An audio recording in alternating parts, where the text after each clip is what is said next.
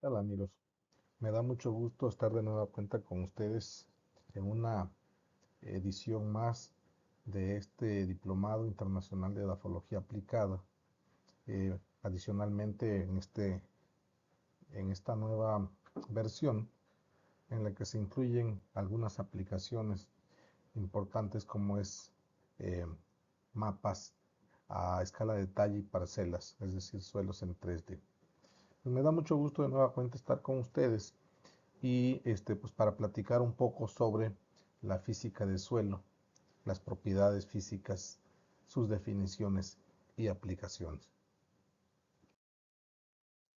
Eh, Como es bien sabido, la física del suelo es muy importante debido a que gracias a esta disciplina de la edafología podemos comprender cómo funcionan los flujos internos de agua, aire y calor en el suelo.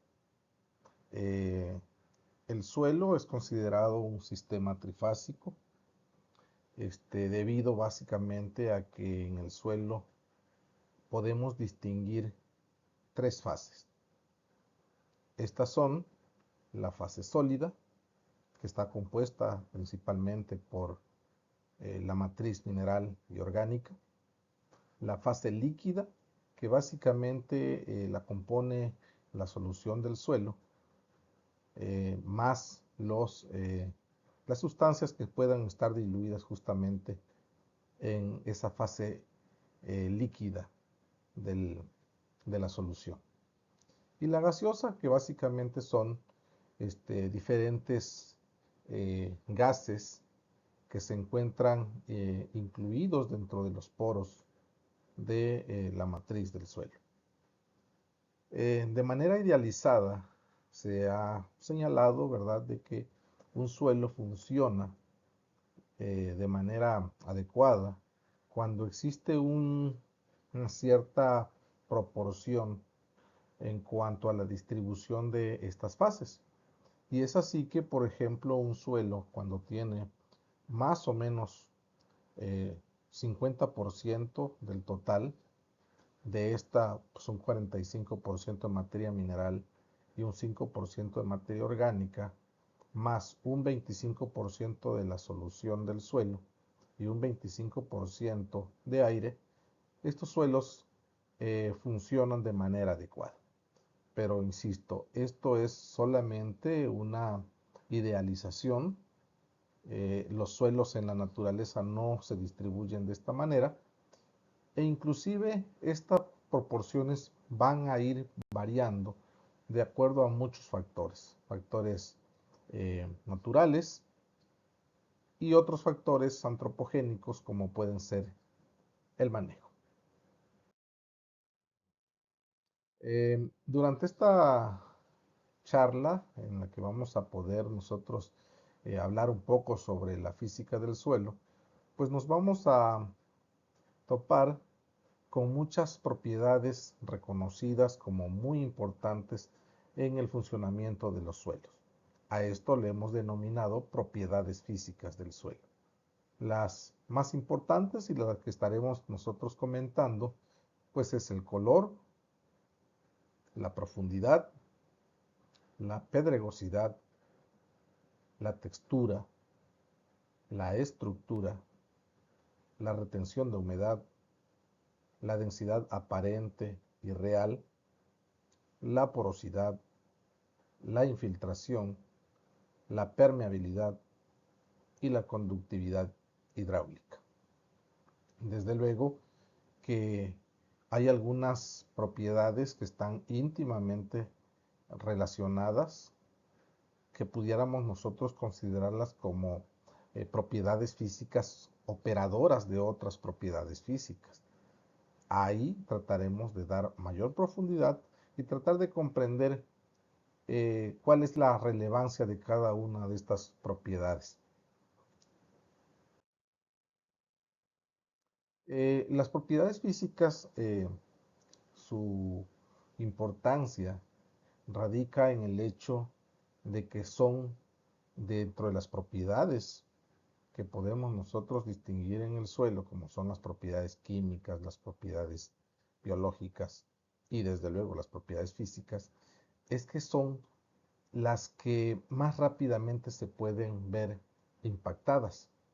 Cuando nosotros intervenimos los suelos para manejarlos, inmediatamente vamos a ver cambios particularmente sobre propiedades físicas.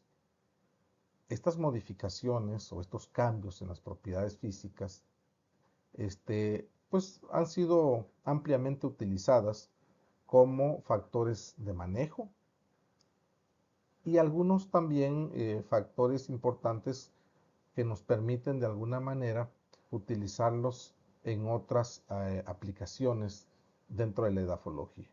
Por ejemplo, eh, muchas de esas propiedades son claramente distinciones para poder clasificarlos, por ejemplo, ¿sí? Y es así que algunos suelos se clasifican de acuerdo evidentemente a sus horizontes de diagnóstico, pues principalmente por sus propiedades físicas. Los vamos a ver con detalle. Aquí, por ejemplo, sobre la diapositiva, podemos ver algunos casos, como son el caso de los suelos que están enriquecidos con arcilla. Es decir, aquí hay una propiedad, como es la textura, que define las características que vamos a utilizar para poderlos clasificar eh, en un determinado grupo. Ejemplo de ellos pues son los suelos, los acrisoles, los salisoles, los vertisoles desde luego y otros, ¿sí? Vamos a iniciar con una propiedad muy fácil de distinguir. No quiere decir desde luego que no tenga, dijéramos, su complejidad, pero pues evidentemente es fácil distinguir cuando un suelo es diferente a otro, utilizando algunas propiedades visibles como puede ser el color. El color del suelo es una propiedad física que nos da mucha información y que podemos nosotros utilizarlos para identificar su composición. Por ejemplo, su composición mineral, sus contenidos de materia orgánica, si hay o no presencia de sales, cómo es su drenaje, si hay indicios de algún proceso de contaminación. También lo podemos nosotros distinguir a través de una propiedad importante como es, en este caso, el color del suelo. La manera de medir esta propiedad ya actualmente es muy diversa. Desde lo más básico que conocemos, que son, por ejemplo, la tabla de Munsell, que vamos a ver a detalle, eh, además de otras técnicas más modernas, como puede ser la espectroscopía o a través de espectrómetros, y más recientemente la utilización de estas metodologías de medición se han podido integrar algunas aplicaciones para teléfonos inteligentes que nos permiten de alguna manera detectar diferenciaciones en cuanto a el color del suelo. Aquí vemos, por ejemplo, eh, la manera más sencilla de poder caracterizar el color del suelo. Muchos de nosotros la conocemos, la hemos usado, y es la tabla de colores de suelo de Munsell, que en este caso opera a través de tres factores: el hue, el value y el croma. Como podemos nosotros observar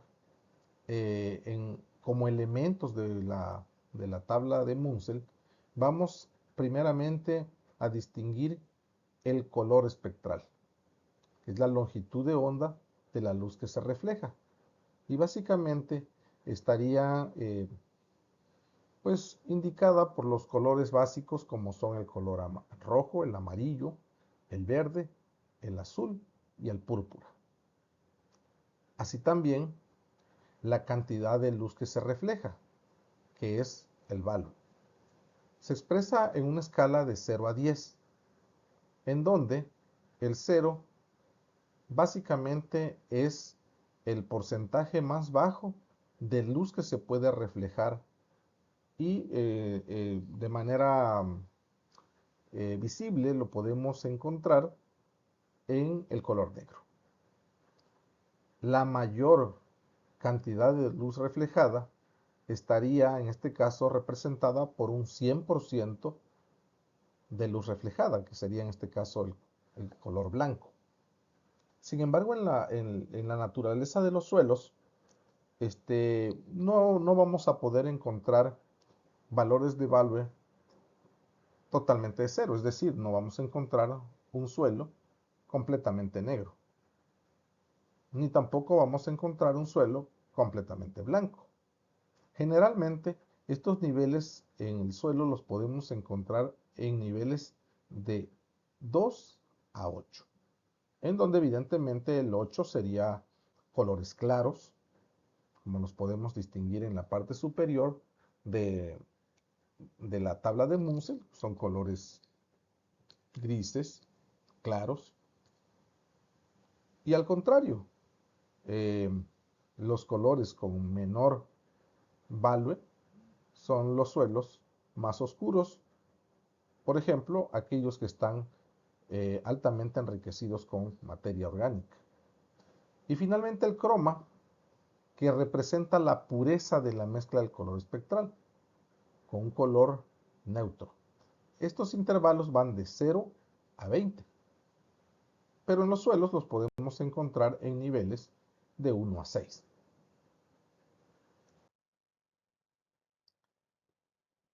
Aquí en la imagen podemos ver un equipo, que es en este caso un espectrómetro, que es la manera, eh, es un colorímetro, perdón, que es una manera mucho más moderna de medir el color del suelo, ¿sí? Básicamente utiliza un sistema RGB y en donde es posible darle un valor a los niveles para poder determinar su color. Es así que, por ejemplo, en colores de Munsell, es decir, por ejemplo, un color negro, de acuerdo a la tabla de Munsell, tendría valores en el sistema RGB como los que podemos ver en pantalla, ¿sí? Es decir, en la dimensión R tendríamos 6.55 aproximadamente, en la dimensión G sería de 4.72 y en el nivel B sería de 3.94. Esto en un colorímetro nos daría eh, básicamente el color negro, ¿sí? Y vemos aquí cómo los diferentes colores tienen diferentes niveles en las respectivas dimensiones RGB. Esto es muy importante porque a través de la utilización de estos colorímetros nosotros podemos eh, caracterizar o distinguir de una manera no solamente perceptible, sino de una manera mucho más precisa a qué color corresponde una determinada muestra. A partir del color se pueden realizar múltiples aplicaciones y las vamos a poder analizar a través de algunos ejemplos. Eh, un, un, caso que podemos nosotros eh, utilizar básicamente en, en la aplicación de estas tecnologías podría ser, por ejemplo, determinar la concentración de metales pesados en polvos urbanos, ¿sí?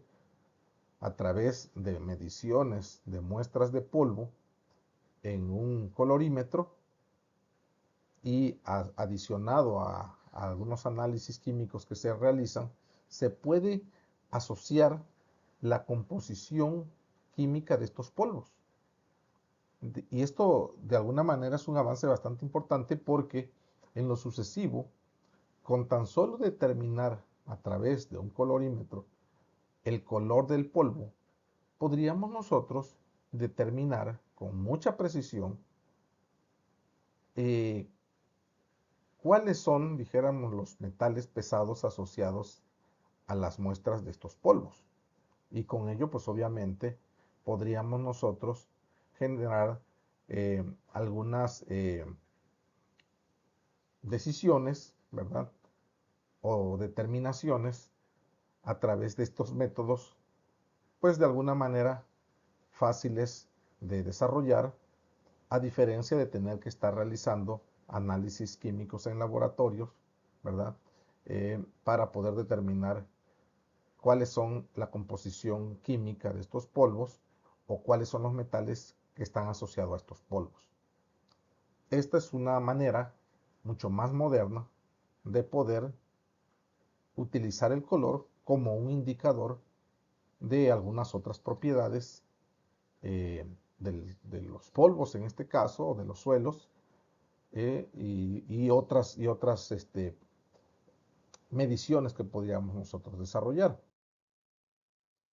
Este es otro ejemplo.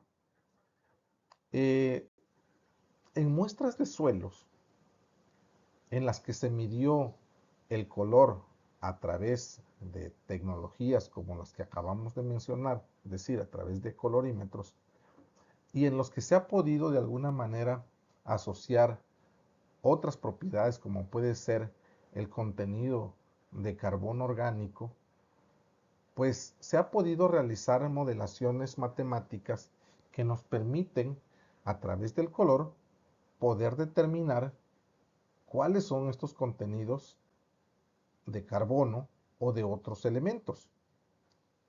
Sabemos de antemano que las tecnologías o las metodologías que tenemos hoy disponibles para determinar, por ejemplo, los contenidos de carbono, pues muchos de estos pueden ser caros, relativamente. Digo, si contamos, por ejemplo, con un equipo como puede ser un analizador de carbono, podemos hacerlo de manera rápida, pero el equipo, pues de alguna manera, pudiéramos considerarla como una, pues en principio, una adquisición bastante cara. Y por otro lado, algunos métodos convencionales, como pueden ser el método de Walkley y Black, en el cual a través de algunos procedimientos químicos podríamos nosotros determinar el contenido de carbono orgánico del suelo. Sin embargo, si nosotros asociamos el contenido de carbono orgánico a los diferentes colores que pudiéramos nosotros poder medir, ya no dijéramos de manera perceptible como lo pudiéramos hacer nosotros a través de la tabla de Munsell, sino utilizando estas tecnologías modernas, pudiéramos en un momento dado llegar a concluir con un nivel de precisión bastante alto su composición simplemente con conocer el color del suelo. ¿Sí? Esta es una aplicación más de lo que nos permite hacer el análisis de propiedades, repito, relativamente fáciles de determinar como puede ser el color. Se puede también, desde luego, identificar su composición mineralógica a través del color.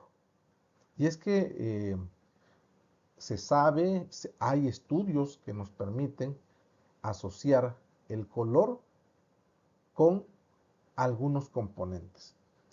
Y podríamos mencionar el caso más típico, ¿no? Que son la presencia de óxidos de hierro que nos dan tonalidades rojizas o amarillentas, o los colores oscuros que nos dan de alguna manera el indicador de, además de materia orgánica, de otros componentes, ¿sí?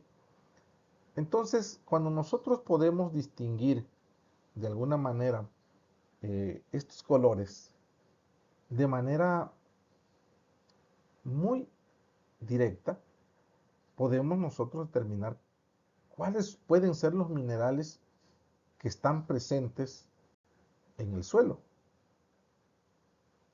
Pero no solamente eso, también podemos nosotros identificar otros procesos, como puede ser el drenaje.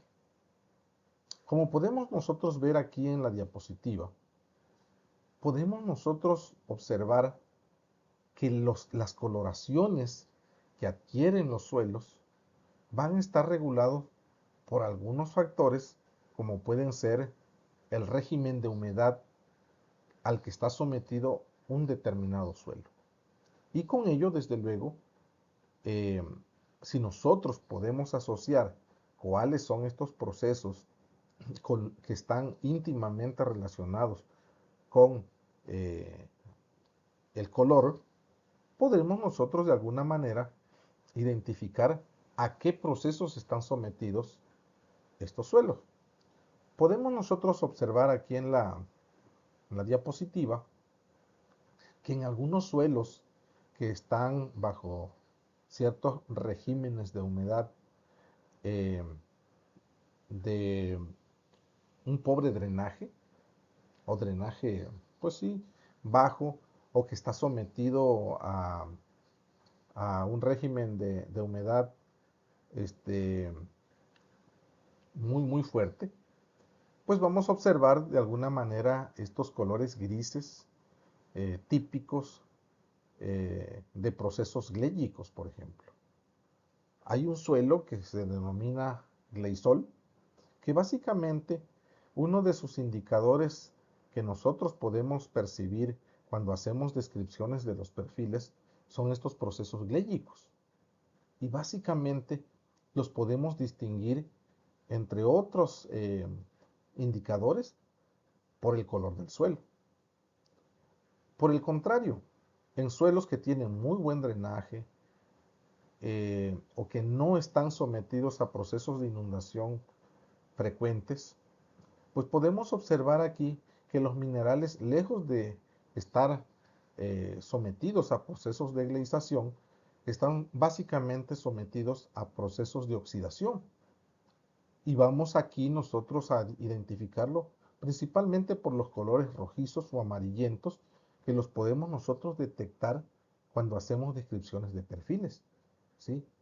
Nótese entonces cómo el color del suelo se convierte en una propiedad muy importante para poder clasificar y con ello, desde luego, poder determinar cuáles pudiera ser en un momento dado los usos que pudiéramos nosotros darle a este recurso, bien sea para poder obtener de estos suelos su mayor potencialidad productiva, pero también así igual poder determinar cuáles son las medidas que deberíamos de tomar para garantizar su conservación.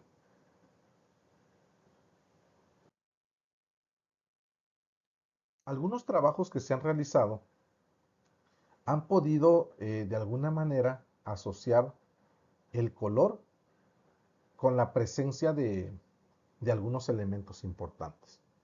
Aquí les presento un trabajo, se encuentra en la literatura, en donde observen ustedes cómo hay una estrecha correlación eh, entre el color y la composición química de muchos suelos. Por ejemplo, el carbono total, noten ustedes cómo es un distintivo muy claro de notar y cómo este va cambiando con los diferentes niveles del valor. Lo mismo pasa con el nitrógeno total y también con la presencia de hierro.